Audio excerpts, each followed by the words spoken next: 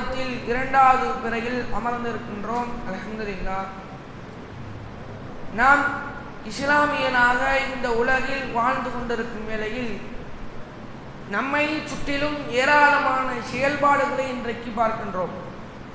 இந்த உலகம் முழுவதும் உரைகள் என்பது நடத்தப்பட்டு கொண்டே தான் இருக்கின்றது. முக்கியமாக இந்த இஸ்லாமிய மார்க்கத்தை பொறுத்தவரை அதற்கு உரைகளுக்கு இன்னும் ஆர்வம் காட்டுகிறது. ஸ்கூலில் எடுத்துக்கொண்டாலும் அங்கேயும் பயான் நிகழ்ச்சி, உரை நிகழ்ச்சி ஏற்பாடு செய்யப்பட்டிருக்கிறது. அரசியலிலும் உரை ஏற்படுத்தப்பட்டிருக்கிறது. இந்த இஸ்லாமிய மார்க்கத்திலும் உரை ஏற்படுத்தப்பட்டிருக்கிறது.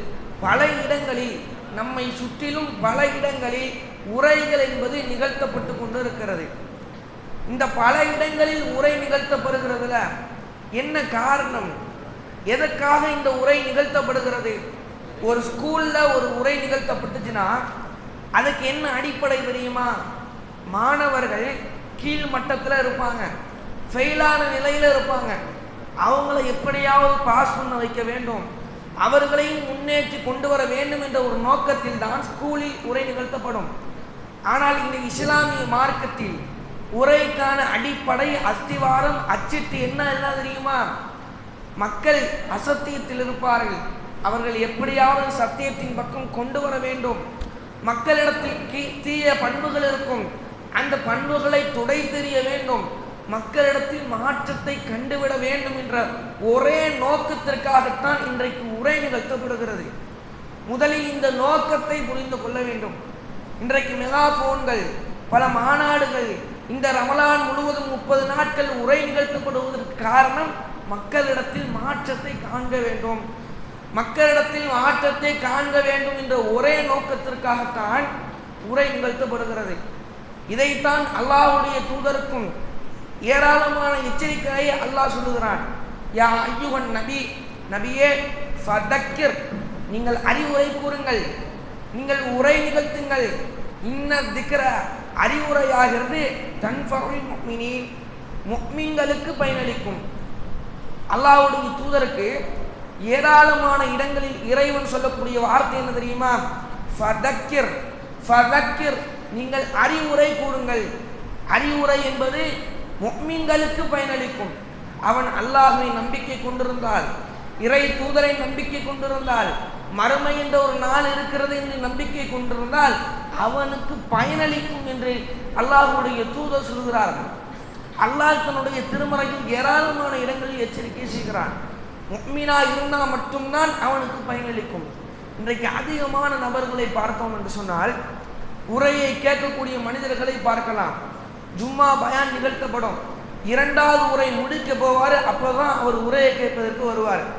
உரையில் அதிகமான நபர்கள் அலட்சியம். சில நபர்களை பார்க்கலாம், எப்படி இருப்பாங்க தெரியுமா? எந்த இடத்துல ஏசி ஓடுது, எந்த பள்ளிவாசல்ல ஏசி இருக்குது அப்படின்னு சொல்லிட்டு குழுன்னு இருக்கும், அங்கே போவோம்னு சொல்லிட்டு போவாங்க. எந்த இடத்தில் சத்தியம் சொல்லப்படுகிறது, எந்த இடத்தில் அசத்தியம் சொல்லப்படுகிறது எல்லாம் பார்ப்பதில்லை. எங்க ஏசி இருக்குது அப்படின்னு சொல்லிட்டு அங்கே போவாங்க. இன்னும் சில நபர்கள் கரெக்டாக ஜும்மா பயானுக்கு வந்துடுவாங்க. எந்த இடத்துல ஃபேன் ஓடுதோ அதுக்கு கீழே உட்காந்துக்கிட்டு இதுதான் நல்லா தூங்குற நேரம் அப்படின்னு சொல்லிட்டு தூங்குவாங்க. இன்னும் சில நபர்கள் இருப்பார்கள், பயானை கவனிக்கிற மாதிரி தான் தெரியும், ஆனால் அவர்களுக்கு மத்தியில் மாற்றத்தை காண முடியாது. இந்த காலில் வாங்கி இந்த காலில் விட்டு விடுவார்கள். இவர்களை குறித்து இறைவன் பயங்கரமான முறையில் எச்சரிக்கை செய்கிறான். இறைவன் தன்னுடைய திருமறையில் பேசுகிறான். கமஸலில்லதீன யன்கூ பிமா லா யஸ்மஉ இல்லா துஆஅன் வ நிதாஅன். ஒரு விஷயத்தை ஒப்பிட்டு காட்டுகிறான். ஒரு அழைப்பாகவே தவிர எவன் சத்தமிடுவானோ அப்படிப்பட்டவனுடைய உதாரணத்தை போன்று. இறைவன் சொல்லக்கூடியது என்ன தெரியுமா? இப்போ ஒரு ஆள் உரை நிகழ்த்துகிறான்னு வச்சுக்கோங்களேன், மக்களுக்கு மத்தியில் அதை செவியுறுகிறார், அது அந்த சத்தத்தை மட்டும் கேட்கிறார், ஆனால் என்ன சொல்கிறார் என்பதை புரியவில்லை. சத்தத்தை மட்டும் உணர்கிறார், என்ன சொல்கிறார் என்பதை புரியவில்லை. எதை ஒப்பிட்டு காட்டுகிறான் தெரியுமா? கால் நடைகளை ஒப்பிட்டு காட்டுகிறான். ஆடு மேய்ப்பவர் சத்தத்தை சொல்லுவார், இங்கிட்டு வா அப்படின்னு சொல்லிட்டு ஆடை சொல்லுவார்.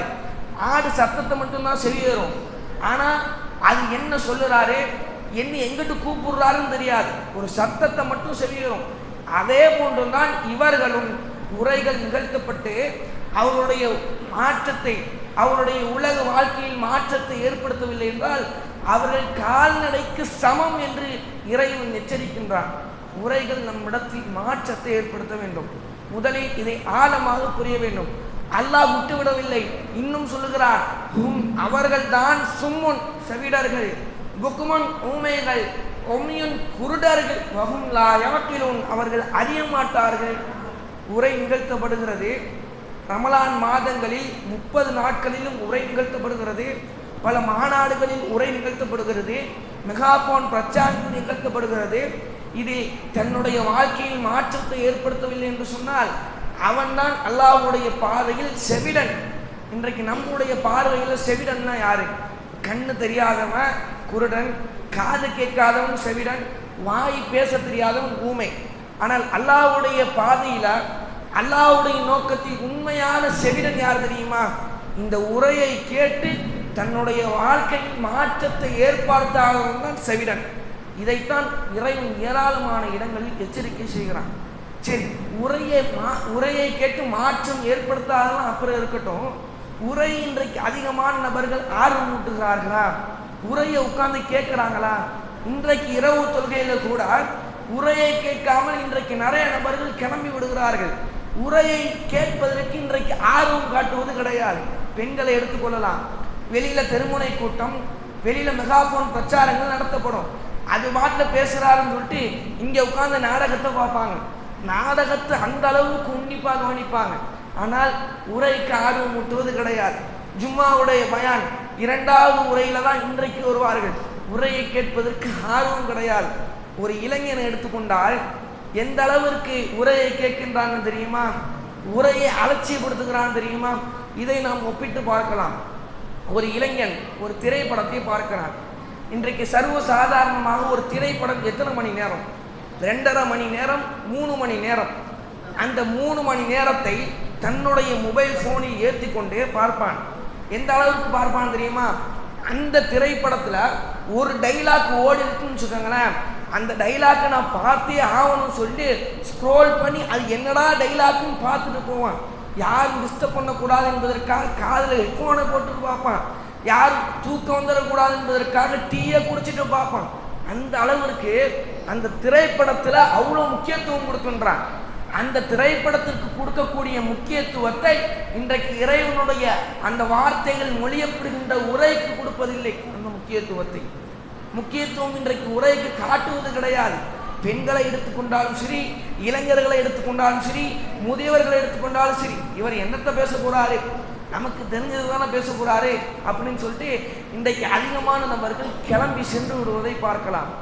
ஆனால் அல்லாஹ்வுடைய தூதருடைய காலகட்டத்தில் ஏராளமான சம்பவங்கள். அல்லாஹ்வுடைய தூதர் ஒரு விஷயத்தை செய்தால் அதற்காக போட்டி நிற்பார்கள். எந்த அளவுக்கு தெரியுமா? இந்த ஒரே ஒரு சம்பவம் போதும். அல்லாஹ்வுடைய தூதருடைய காலகட்டத்தில் நடந்த சம்பவம். அல்லாஹ்வுடைய தூதரிடத்தில் வருகிறார்கள்.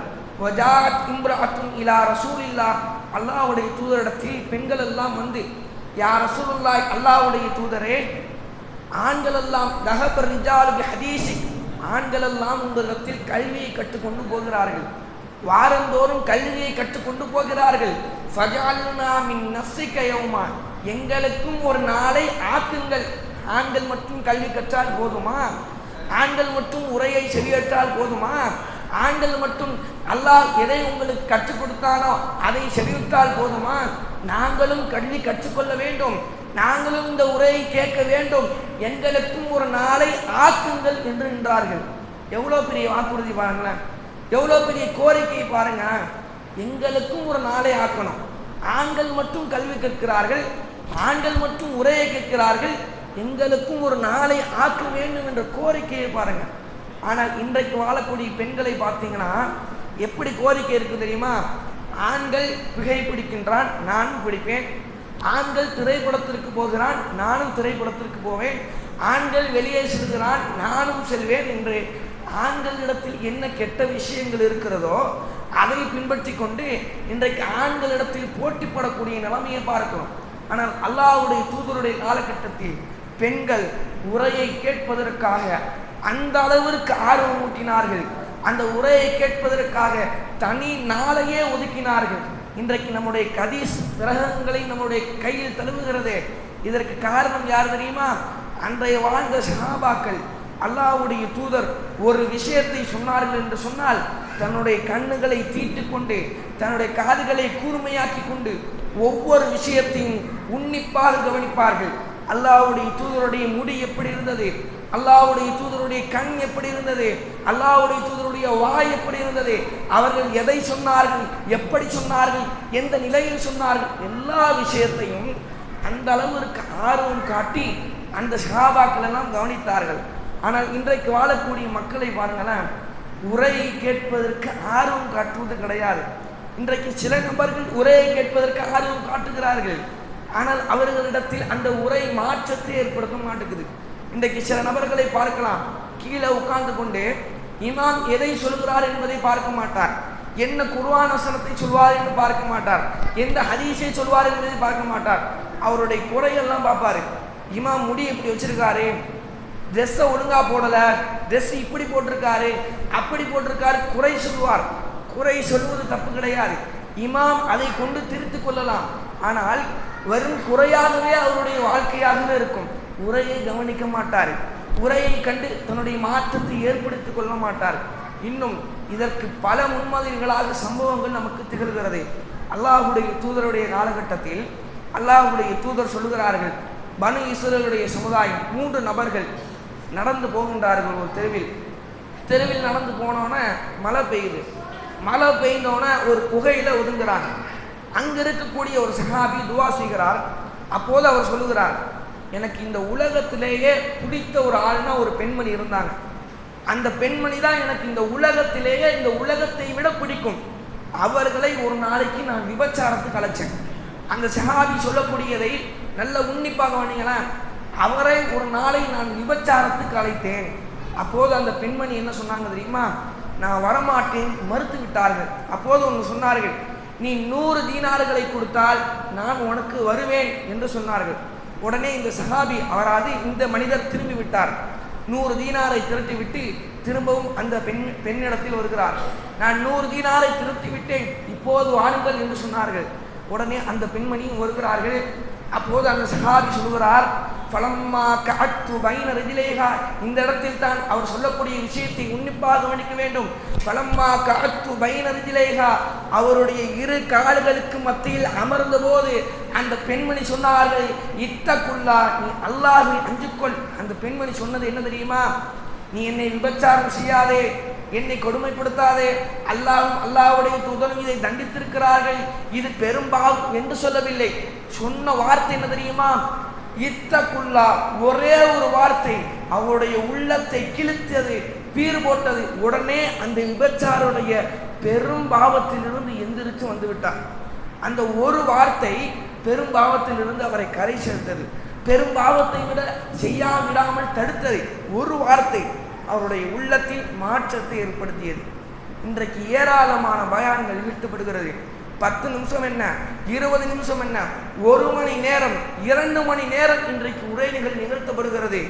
அந்த உரையை கேட்டுக்கொண்டுதான் இருக்கிறோம், பல விஷயங்களை கேட்டுக்கொண்டுதான் இருக்கிறோம், செவியேற்றுக் கொண்டுதான் இருக்கிறோம். ஆனால் நம்முடைய வாழ்க்கையில் மாற்றத்தை காணவில்லை. அந்த சஹாபியை பாருங்கள், எந்த அளவிற்கு ஒரு வார்த்தை அவருடைய உள்ளத்தை கிழித்ததா இல்லையா? நம்முடைய வாழ்க்கையிலும் அப்படி இருக்க வேண்டும். சொல்லப்படுகின்ற செய்தி யாருக்கோ இல்லாமல் எனக்கு உரியது. இமாம் என்ன சொல்லுகிறார்? அவருடைய கூற்றை சொல்லவில்லை, அல்லாஹ்வும் அல்லாஹ்வுடைய தூதரும் எதை சொன்னார்களோ அதைத்தான் சொல்லுகிறார். அதை வைத்து தன்னுடைய வாழ்க்கையின் மாற்றத்தை காண வேண்டும். இன்னும் ஏராளமான செய்திகள் நமக்கு முன்னுதாரணமாக இருக்கிறது. அல்லாஹ்வுடைய தூதர் உரை நிகழ்த்தும் போது மக்களிடத்தில் ஒரு விஷயத்தை சொல்கிறார். என்ன விஷயத்தை தெரியுமா? அல்லாஹ்வுடைய தூதர் பல விஷயங்களை சொல்லிவிட்டு சொல்கிறார்கள், எனக்கு அறிவிக்கப்படக்கூடிய செய்தி உங்களுக்கு அறிவிக்கப்பட்டது என்று சொன்னால் அதிகமாக அழுவீர்கள், கம்மியாக சிரிப்பீர்கள். என்னன்னு சொல்லல, எனக்கு அறிவிக்கப்பட்ட செய்தி உங்களுக்கு அறிவிக்கப்பட்டால் அதிகமாக அழுவீர்கள் என்று சொன்னார்கள். உடனே சஹாபாக்கள் எல்லாம் என்ன பண்ணாங்க தெரியுமா? அல்லாஹ்வுடைய தூதருக்கு கடுமையாக அறிவிக்கப்பட்டதோலன்னு சொல்லிட்டு தன்னுடைய கண்ணுகளை எல்லாம் மூடிக்கொண்டு கதறி கதறி அழுதார்கள். அல்லாஹ்வுடைய தூதருடைய பேச்சை கேட்டு அவருடைய உள்ளத்தின் மாற்றத்தை ஏற்படுத்தியது. என்னன்னு சொல்லலை, இந்த விஷயம்தான் எனக்கு அறிவிக்கப்படுதுன்னு சொல்லலை. அதிகமாக அழுவீர்கள் என்று சொன்னார்கள். அதை கேட்டவர்கள் அழுதார்கள். இன்றைக்கு அதிகமான நபர்கள் எதற்கெல்லாம் அழுகின்றார்கள்? ஏராளமான விஷயங்கள். நம்மை விட்டு பிரிந்து போன பெண்மணிக்காக அழுகிறீர்கள். பல விஷயங்கள், திரைப்படங்களை பார்த்து அழுதிருக்கின்றோம். பல விஷயங்களை பார்த்து அழுதிருக்கின்றோம். ஒரு நாளாவது உரையை கேட்டு அழுதிருக்கின்றோமா? நாம் எவ்வளோ பாவம் செய்திருக்கிறோம். இந்த பாவத்தை எல்லாம் இவர் சொட்டி காட்டுகிறாரே, இவ்வளோ பாவத்தை அல்லாஹ் நாளை நரக நெருப்பில் போட்டு விடுவானே என்று அழுதிருக்கிறோமா? உரையை கேட்டு இன்றைக்கு நாம் அழுதோம். சிந்தித்து பார்க்க வேண்டும். இந்த இடத்திலே நாம் சிந்திக்க வேண்டும். அந்த சஹாபாக்கள் எல்லாம் எந்த அளவிற்கு தன்னுடைய உள்ளத்தின் மாற்றத்தை ஏற்படுத்தி கொண்டார்கள் என்பதை சிந்திக்க வேண்டும். இன்னொரு செய்தி, இந்த சம்பவம் மிகப்பெரிய நமக்கு படிப்பினையாக இருக்கக்கூடிய சம்பவம். அல்லாஹ்வுடைய தூதர் ஒரு நாளில் அமர்ந்திருக்கின்றார்கள். இந்த நேரத்தில் ஹக்கீம் பின் ஹிசாம் என்ற ஒரு நபித்தோழர் அல்லாஹ்வுடைய தூதரிடத்தில் வருகிறார். அல்லாஹ்வுடைய தூதரே, யார் ரசூலுல்லாஹ், அல்லாஹ்வுடைய தூதரே, ஆட்டானி, எனக்கு செல்வத்தை வழங்குங்கள். நான் மிகப்பெரிய ஏழையாக இருக்கிறேன், எனக்கு செல்வத்தை தாருங்கள் என்று கேட்கிறான். அப்போது அல்லாஹ்வுடைய தூதர் செல்வத்தை வழங்குகிறார்கள். சும்மா ஃபர்ஹத்தானி, அல்லாஹ்வுடைய தூதரே, பிறகு எனக்கு வணங்குங்கள் என்று சொல்கிறார்கள். அப்போதும் அல்லாஹ்வுடைய தூதர் வழங்குகிறார்கள். பிறகு அந்த தோழர் கேட்கிறார், ஹக்கீம் பின் ஹிசாம் அல்லாஹ்வுடைய தூதரிடத்தில் கேட்கிறான். மூன்றாவது முறை கேட்கிறான். அப்போதும் அல்லாஹ்வுடைய தூதர் வழங்குகிறார்கள். பிறகு நான்காவது முறை கேட்கும்போது அல்லாஹ்வுடைய தூதர் ஒரு அறிவுரையை சொன்னார்கள். அந்த ஹக்கீம் பின் ஹிசாமுக்கு சின்ன ஒரு அறிவுரை என்ன தெரியுமா? அல்லாஹ்வுடைய தூதர் ஹக்கீம் பின் ஹிசாமே, ஒமன் அகதவு பி சிகாவத்தின் நஃப்ஸி, இந்த செல்வம் இருக்குதுல, உனக்கு கொடுத்த செல்வத்தை போதும் என்ற மனத்தை கொண்டு நீ எடுத்துன்னு வச்சுக்கோங்களேன், பூரி கலவு ஃபிஹி, அதிலே உனக்கு பரக்கத் செய்யப்படும். ஒமன் அகதவு பி இஸ்ராஃபி நஃப்ஸி, இந்த செல்வத்தை பேராசை கொண்டு எவர் எடுக்கின்றாரோ அவருக்கு பலன் பாரக் லஹு ஃபிஹி, அதில் எந்த பரக்கத்தும் இருக்காது. அடுத்து சொல்லிட்டு இன்னொரு வார்த்தையை சொன்னாங்க, அல் யதுல் உல்யா கைரும் மின் யதி சுஃப்லா, உயர்ந்த கையாகிறது தாழ்ந்த கையை விட சிறந்தது. அல்லாஹ்வுடைய தூதர் ஒரு தடுக்கவில்லை, இன்னமே நீங்கள் கையேந்தாதீங்க, யாரிடத்திலும் கேட்காதீர்கள் என்று சொல்லவில்லை. சும்மா ஒரு சின்ன ஒரு அறிவுரையை சொன்னார்கள். அல் யதுல் உல்யா கைரும் மின் யதி சுஃப்லா, உயர்ந்த கையாகிறது தாழ்ந்த கையை விட சிறந்தது என்ற சின்ன வார்த்தையை சொன்ன காரணத்தினால் அந்த ஹக்கீம் பின் ஹிசாம் எந்த அளவிற்கு இருந்தார்கள் தெரியுமா? அல்லாஹ்வுடைய தூதர் மன்னித்து விடுகிறார்கள். பிறகு அபூபக்கருடைய ஆட்சி காலம் வருகிறது. கான அபூபக்கர் ரலியல்லாஹு அன்ஹு யதுஉ ஹக்கீமன் இலா அதாய், செல்வத்தை எல்லாம் வழங்குவதற்கு அபூபக்கர் ஹக்கீமை அழைக்கின்றார். ஹக்கீமே வாருங்கள், நான் தருகிறேன், உங்களுக்கு செல்வத்தை நான் தருகிறேன், உங்களுக்குரிய பங்கு இருக்கிறது, வாங்க தாங்க தரங்க என்று சொல்கிறார்கள். உடனே பாபா யக்குபலமின் விஷயம், எந்த விஷயத்தையும் வாங்க அவர் மறுத்து விடுகிறார். பிறகு அபூபக்கருடைய ஆட்சி மாறுது. பிறகு உமர் அலி அவர்கள் அழைக்கின்றார்கள். ஹக்கீம் பின் ஹிசாமே, நீங்க வாங்க, உங்களுக்கு நான் தருகிறேன், செல்வத்தை தருகிறேன். பாபா யக்குபலமின் விஷயம், எந்த விஷயத்தையும் அவர் வாங்க மறுக்கவில்லை. எப்படியாப்பட்ட சூழ்நிலை வந்தாலும் சரி, எவ்வளோ பெரிய சோதனைகள் வந்தாலும் சரி, என்னிடத்தில் பசி ஏற்பாட்டாலும் சரி, யாரிடத்திலும் கையேந்த மாட்டேன் என்று நின்றார். தன்னுடைய உயிர் மூச்சு பிரிகின்ற வரை. அந்த அறிவிப்பாளர் சொல்லி காட்டுகிறார், வலம் எர்ஸ ஹக்கீமன் ஹத்தா துவஃபிய ரசூலுல்லாஹ், அவர் மரணிக்கின்ற வரை யாரிடத்திலும் அவர் கையேந்த கிடையாது. ஏழையாக இருந்தாலும் சரி, எவ்வளோ பெரிய பசியாக இருந்தாலும் சரி, எவ்வளோ பெரிய இக்கட்டான சூழ்நிலையாக இருந்தாலும் சரி, யாரிடத்திலும் கையேந்தவில்லை. அல்லாஹ்வுடைய தூதர் சொன்ன ஒரே ஒரு வார்த்தை, நீ உயர்ந்த கை தாழ்ந்த கையை விட சிறந்தது என்று சொன்னார்கள். அல்லாஹ்வுடைய தூதர் தடுக்கவில்லை, இப்படி செய்யாதீர்கள், இப்படி செய்தால் தப்பு என்று சொல்லவில்லை. சொன்னது என்னது? உயர்ந்த கை தாழ்ந்த கையை விட சிறந்தது என்ற ஒரு வார்த்தை அவருடைய வாழ்க்கையை திருப்பி போட்டது. வாழ்க்கையில் எந்த சூழ்நிலைகளையும் அவர் கையேந்துவது கிடையாது. ஆனால் இன்றைக்கு ஏராளமான உரை நிகழ்த்தப்படுகிறது, பல விஷயங்கள் மக்களுக்கு மத்தியில் சொல்லப்படுகிறது. ஆனால் அதை கேட்டுக்கொண்டே இன்றைக்கு மாற்றத்தை ஏற்படுத்துவது கிடையாது. இன்றைக்கு பல இமாம்கள் மதுவை பற்றி பேசுகிறார்கள், ஆனால் இன்றைக்கு அது மாற்றத்தை ஏற்படுத்துவது கிடையாது. இதை நாம் நன்றாக புரிந்து கொள்ள வேண்டும். சொல்லப்படுகின்ற செய்தி நமக்குரியது, நம்ம தான் அதை நம்முடைய வாழ்க்கையின் மாற்றத்தை ஏற்படுத்த வேண்டும். இந்த ரமலான் மாதங்களில் 30 நாட்களும் உரை நிகழ்த்தப்பட இருக்கின்றது. பல நாட்களிலும் இன்னும் இந்த ரமலானை கழித்தும் பல நாட்களிலும் உரை நிகழ்த்தப்பட இருக்கிறது. எந்த உரையை கேட்டாலும் அந்த உரைக்கேற்ப தம்முடைய வாழ்க்கையை மாற்றிக்கொள்ள வேண்டும். அது அல்லாஹ்வுடைய தூதரும் சொன்னார்கள். இப்படி சொன்னார்கள் என்று சொன்னால் நாம் உடனே தன்னுடைய வாழ்க்கையை மாற்றிக்கொள்ள வேண்டும். அதைத்தான் அல்லாஹ்வுடைய தூதரும் கற்றுத்தந்தார்கள். இனிமே வரக்கூடிய காலகட்டத்தில் எந்த உரையை செவியிட்டாலும் நம்முடைய வாழ்க்கையை மாற்றியமைக்க வேண்டும் என்று சொல்லி என்னுடைய இந்த உரையினை நிறைவு செய்கிறேன். வாஹிர தவானா அல்ஹம்துலில்லாஹி ரப்பில் ஆலமீன். அஸ்ஸலாமு அலைக்கும் வரஹ்மத்துல்லாஹி வபரகாத்துஹு.